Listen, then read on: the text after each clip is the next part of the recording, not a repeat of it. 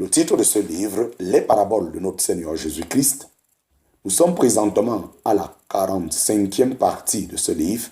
Nous sommes présentement à la partie 45 de ce livre.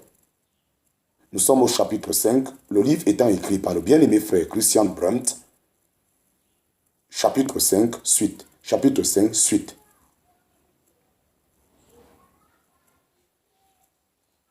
Cependant, on peut dire en général que le royaume de Dieu est une notion supérieure, plus vaste.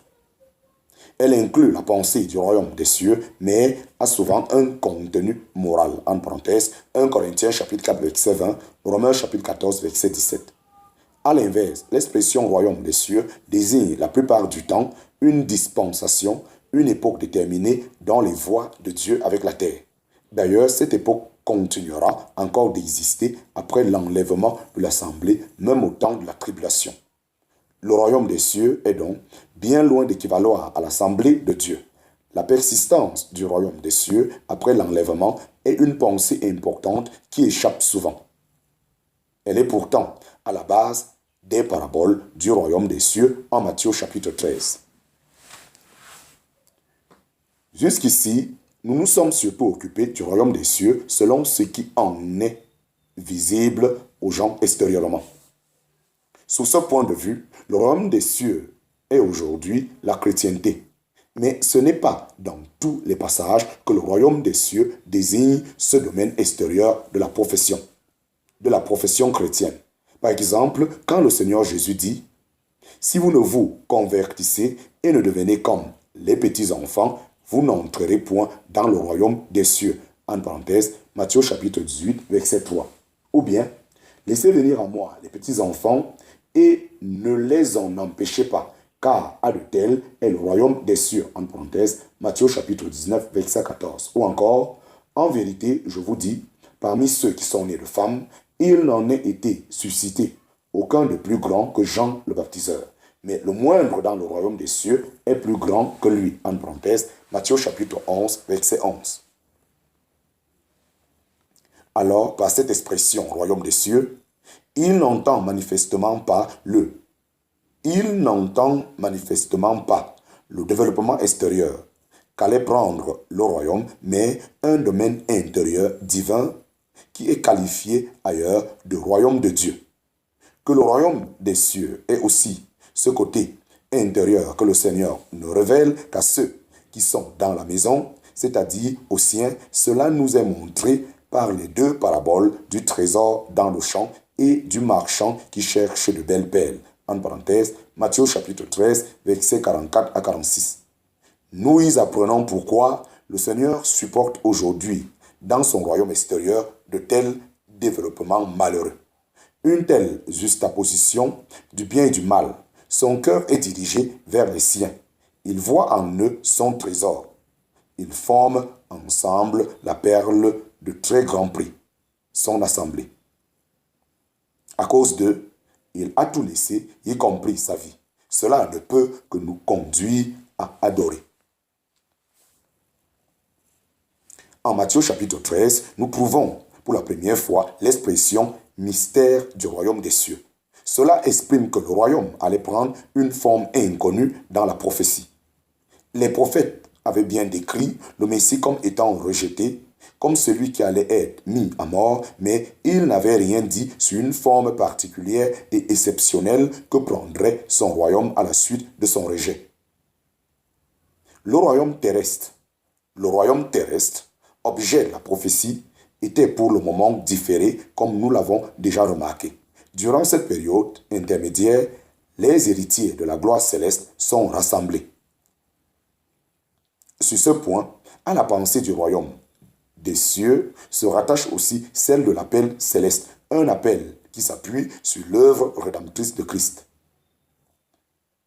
Et il est remarquable dans ce contexte que le royaume des cieux soit premièrement introduit dans la deuxième parabole de Matthieu chapitre 13. Or, là, le champ est déjà acquis, ce qu'indique l'expression « ton champ » du verset 27 de Matthieu chapitre 13. Combien la parole de Dieu est précise. Le royaume des cieux ne pouvait commencer qu'une fois l'œuvre de la croix accomplie et après que le Fils de l'homme soit entré en possession du champ par cette œuvre. Auparavant, une autre œuvre était cependant nécessaire, une œuvre préparatoire, et c'est ce que nous présente la parabole du semeur.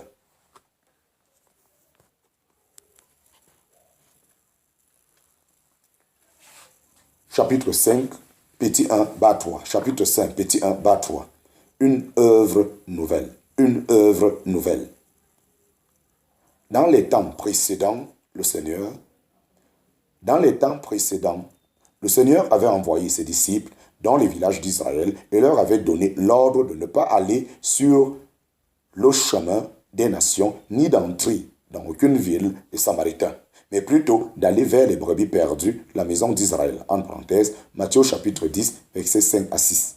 Mais maintenant, il se passait quelque chose de tout autre. Voici le semeur sorti pour s'aimer, en parenthèse, Matthieu chapitre 13, verset 3. Notre parabole commence par cette déclaration étonnante. Il n'y a pas de question sur l'identité du semeur, car il n'y en a qu'un pour lesquels cette description est exacte. Cependant, le Seigneur ne dit pas à ses disciples de qui il s'agit, ni ici, ni dans ses explications sur la parabole à partir du verset 18 de Matthieu chapitre 13. Nous l'apprenons que dans la parabole suivante, où la même personne est vue s'occupant de la même œuvre, le Fils de l'homme. Le semeur sortit pour s'aimer. C'est une phrase tout à fait déterminante. Elle marque un tournant dans les voies de Dieu envers les hommes. Dieu ne cherche plus du fruit de la vigne d'Israël, en parenthèse, Ésaïe chapitre 5, verset 1 et suite.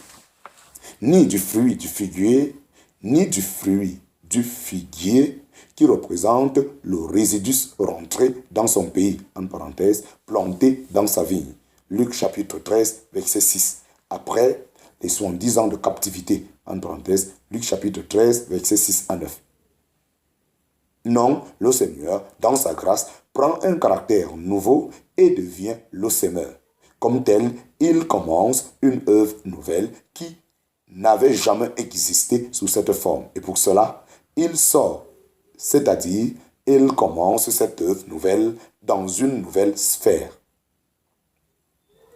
Manifestement, ce domaine nouveau n'est plus Israël.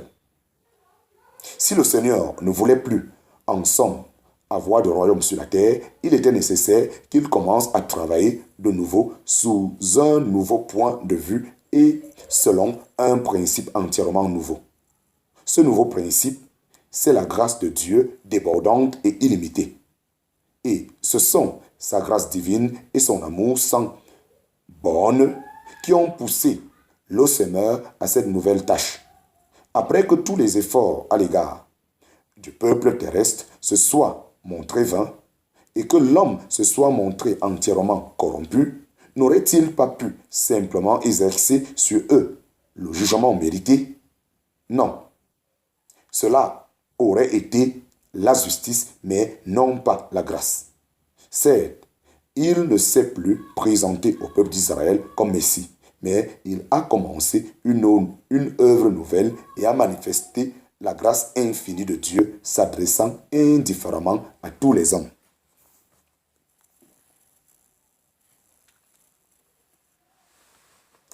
Il reprend sa sémence où qu'elle tombe. Il reprend sa sémence où qu'elle tombe.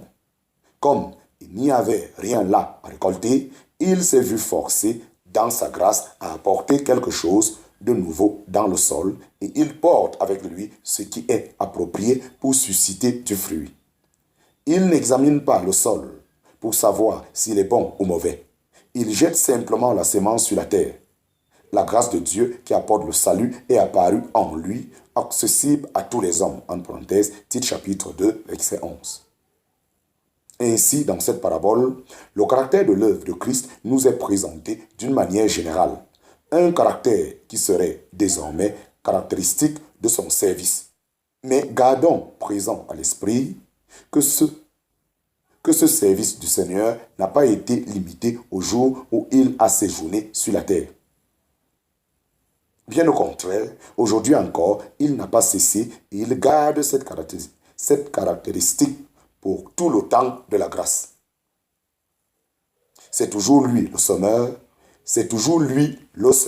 et il travaille du ciel ici-bas dans la puissance de l'Esprit Saint et par le moyen de ses serviteurs. C'est pourquoi les enseignements de cette parabole sont aussi pour nous aujourd'hui d'une grande importance. Non seulement comme ceux qui reçoivent ou accueillent la sémence, mais aussi comme ceux qui la répandent sous le regard du Seigneur et de sa place. Sous le regard du Seigneur et à sa place.